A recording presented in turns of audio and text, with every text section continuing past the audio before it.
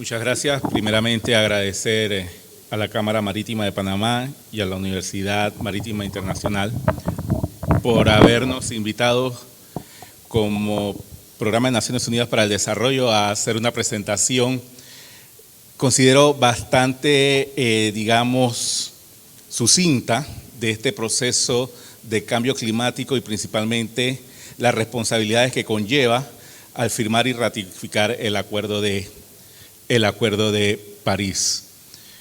Para ello, antes de entrar en materia, 3 filminas iniciales para un contexto general y un poco para el entorno del lenguaje y de la temática desde la perspectiva bastante general, bastante global.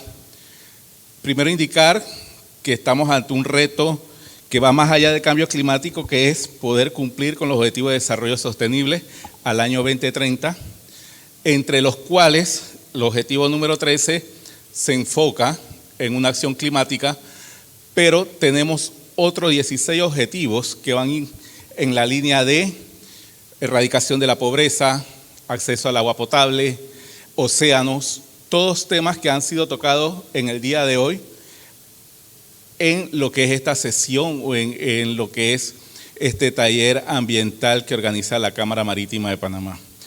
Lo interesante de estos objetivos de desarrollo es que nos llevan a trabajar en la integridad del abordaje del desarrollo sostenible. Si queremos lograr una meta, si queremos avanzar en uno de estos objetivos, no nos podemos desligar de la mayoría de ellos. Y teniendo esto en mente, procuramos ya salir de trabajar de silos aislados a trabajar en una integridad. Y vemos cómo el objetivo 13 sobre la acción climática pudiera venir a representar algunos complementos para avanzar en el cumplimiento de otros objetivos.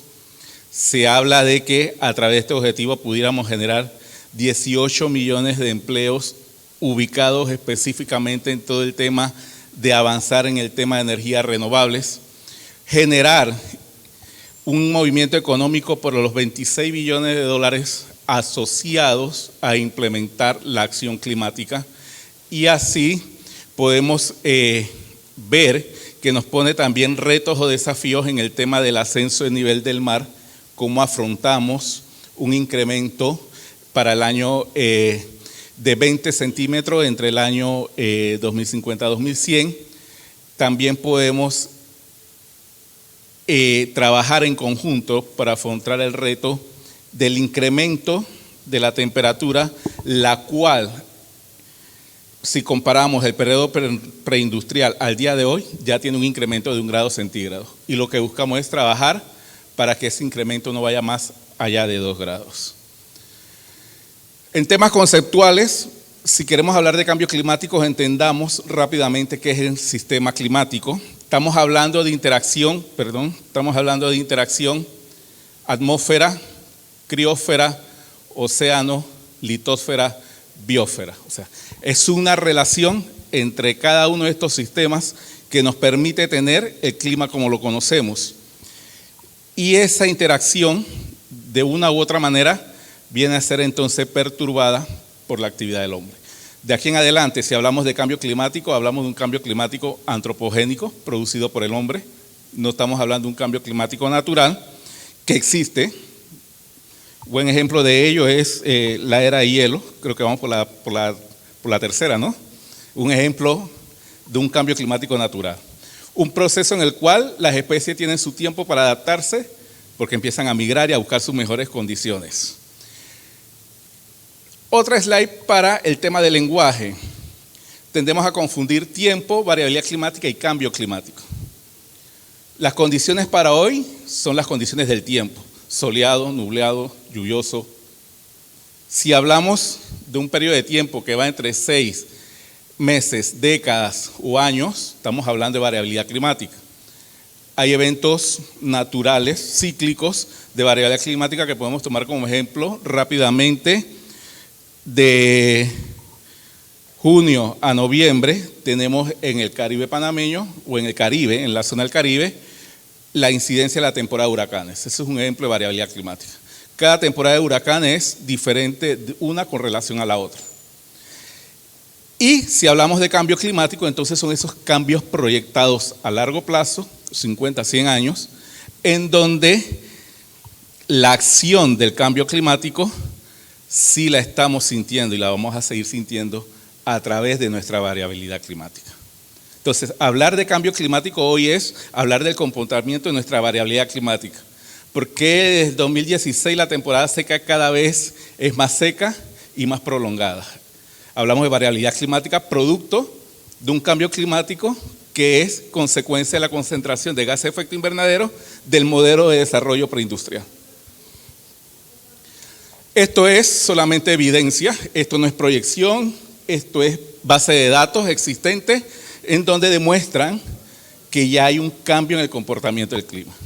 Recuerden que para la OMM, la Organización Meteorológica Mundial, hablar de clima es hablar de 30 años de datos. Aquí tenemos más de 30 años, estamos hablando de datos que van alrededor de la era preindustrial.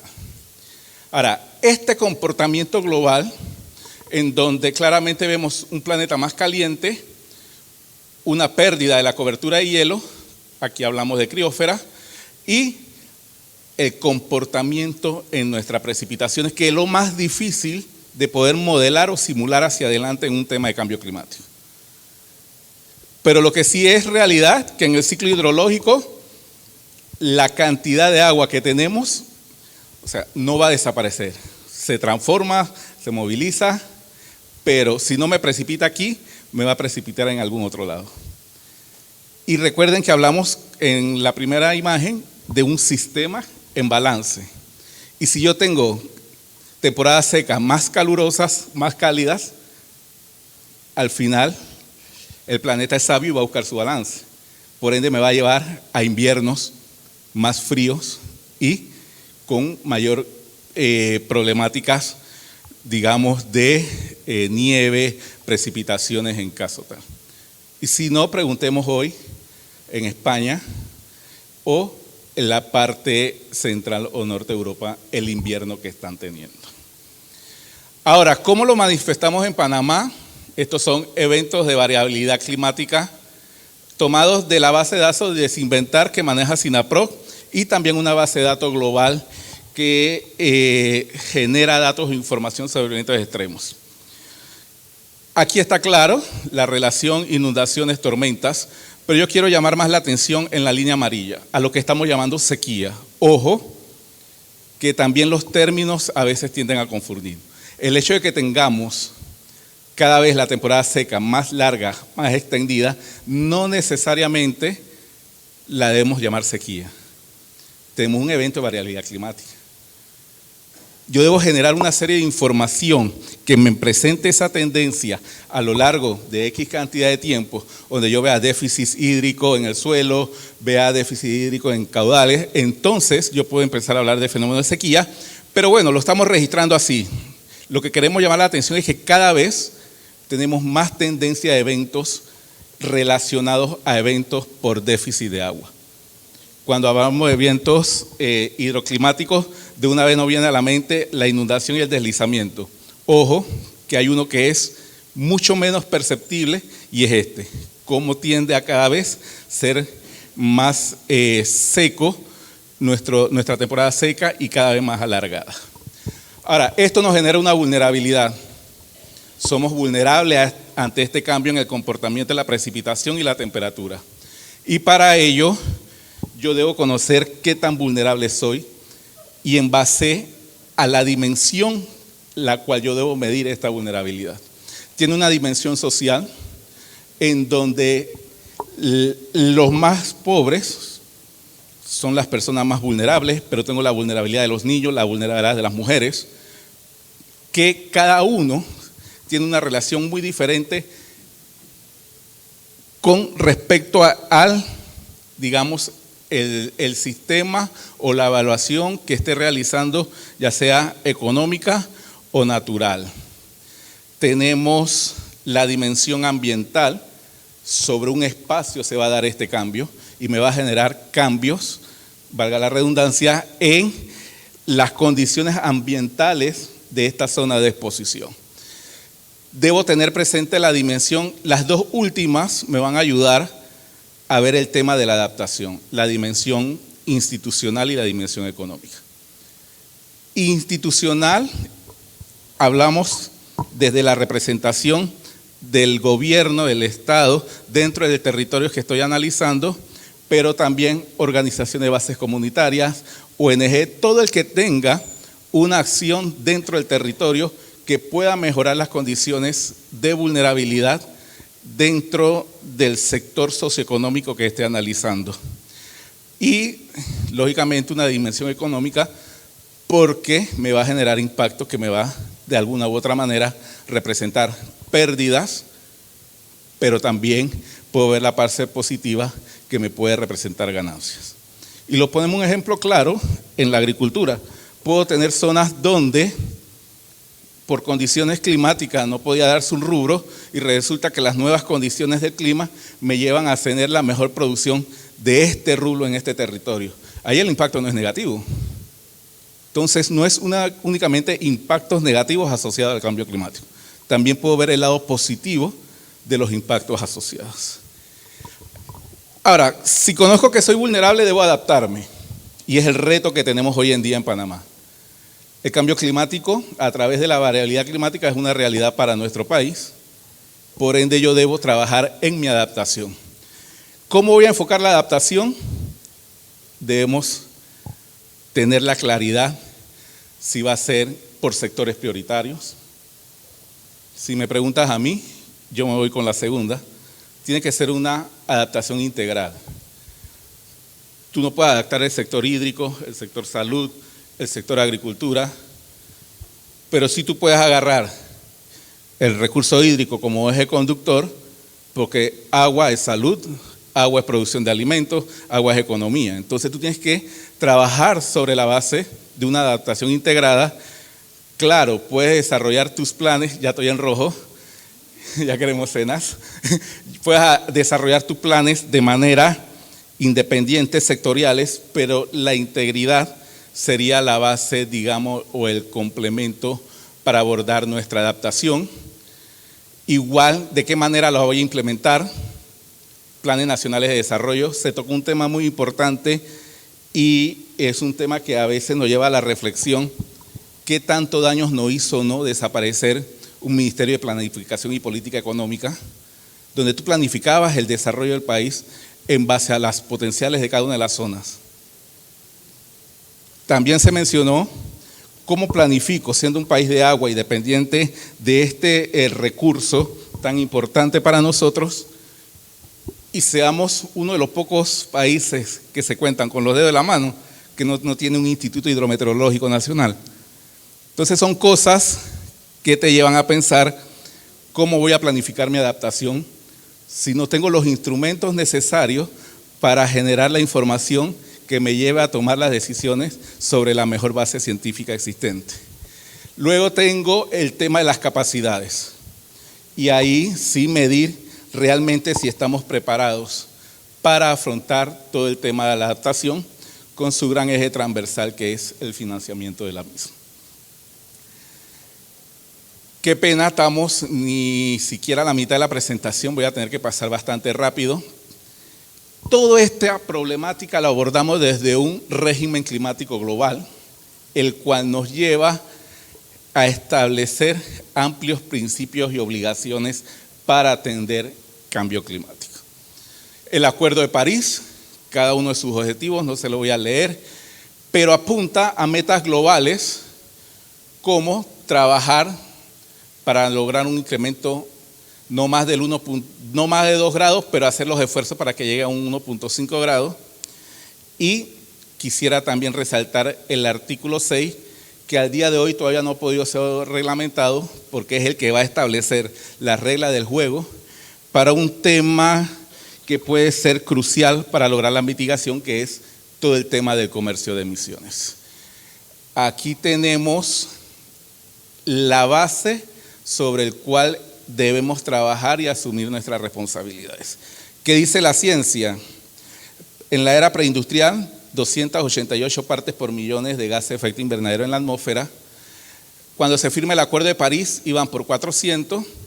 2019, valor récord, 415 partes por millón. Y la ciencia nos dice que para no llegar aquí, no podemos entrar a 450 partes por millón, pero la realidad hoy en día nos dice que cada vez vamos incrementando esa concentración. Por ello nos llaman, bueno, esto un poco para tener idea cómo están nuestras emisiones a nivel global. Por eso el compromiso internacional nos llama a tomar políticas enfocadas en sectores que representan emisiones para el país o para el planeta. En el caso de la aviación internacional, vienen regidas por la ICAO, la OMI viene rigiendo la parte marítima y en la misma convención entonces viene rigiendo todo lo que tiene que ver con las emisiones ya más de carácter nacional. La primera y la última son emisiones de carácter internacional. ¿Y por qué sucede esto? Porque en el seno de la convención, todo este proceso de emisiones internacionales no ha podido tener un consenso a nivel de las partes o a nivel de los países. Cada sesión donde se toca el punto, porque es un punto de agenda, que es lo que trato de señalarles aquí, cada sesión culmina en que del SOFTAP 50 lo pasamos al 51, del 51 lo pasamos al 52 y no llegamos a un acuerdo desde el seno de la Convención de Cambio Climático. Por eso el mandato se le pasa entonces a la ICAO y a la OMI, empiecen a regular estos sectores porque por aquí no vamos a poder. Pero sí, al ratificar la convención, puedo trabajar sobre las emisiones entonces nacionales. Y tenemos aquí lo que son los instrumentos que me da la convención para atender estos compromisos. En esta slide nada más destacar que previo al Acuerdo de París, el mundo se dividía en dos grandes bloques de países, desarrollados y los países en vía de desarrollo. Hoy en día, el Acuerdo de París nos une a todos en un gran marco de responsabilidades. Ya no hay diferencia entre países, todos debemos presentar y generar la misma información ante la convención. Y esto se trabaja a través del principal instrumento que se conoce como otro gran cambio. Nuestros inventarios antes de París no eran verificados. Después de París, todo lo que yo presente a la convención pasa por un proceso de verificación. Aquí un poco la escala de tiempo en cuanto a nuestros compromisos, y el principal compromiso que tiene cada país después del Acuerdo de París se conoce como las contribuciones nacionalmente determinadas. ¿Cómo yo voy a contribuir a mitigar el cambio climático? Y para ello yo debo conocer cómo estoy emitiendo. Y esta es una gráfica de los sectores de categoría principal de emisiones de gas de efecto invernadero para el último inventario que realizó Panamá. Y si se dan cuenta, nuestras principales fuentes están en el sector energía y en el sector uso y cambio de uso del suelo. Más específicamente, transporte y la conversión de tierras de bosques a pastizales. Son nuestras principales fuentes, por ende, nuestro compromiso nacional debe decir, Panamá va a trabajar en reducir emisiones en estos sectores. Y esto es lo que dice nuestro NDC, ciertamente contempla energía y cambio de uso del suelo, pero ojo, que en el sector energía decimos que vamos a incrementar nuestra capacidad de generar energía a partir de fuentes renovables no tradicionales, llámese sol y viento, pero no menciona transporte. Y me dice el inventario de que mi principal fuente de emisión es transporte. Para ello, Panamá trabaja en la preparación y la adecuación de su contribución nacionalmente determinada, que debe ser presentada este año. Y en ese sentido viene desarrollando dos iniciativas en la cual involucra el Programa de Naciones Unidas para el Desarrollo. Una se conoce como The Climate Promise, que es más que todo ayudar a potenciar o a cuantificar las emisiones para todo el tema de incremento de la ambición en la mitigación, incorporar el tema de la adaptación, ya que el NDC de Panamá no incluye adaptación, y a través del NDC Partnership también viene fortaleciéndose para todo el tema de electromovilidad y el sector uso de la tierra, cambio de uso de la tierra y silvicultura. Entonces, son acciones las cuales se van a ver reflejadas en la nueva presentación del NDC de Panamá este año. Ya para finalizar entonces, señalar de que hay todo un respaldo por parte de la ciencia que permita a los países tomar mejores decisiones. Tenemos el reporte sobre océanos y la criósfera que se lanzó en septiembre del 19. Está el reporte del Global Warming de 1.5, que también es del 19, todo lo referente al cambio de uso del suelo. O sea, se viene generando la ciencia para poder tener base también en la toma de decisiones a nivel nacional. Y por último, en un futuro, la estación del metro de San Miguelito. Muchas gracias.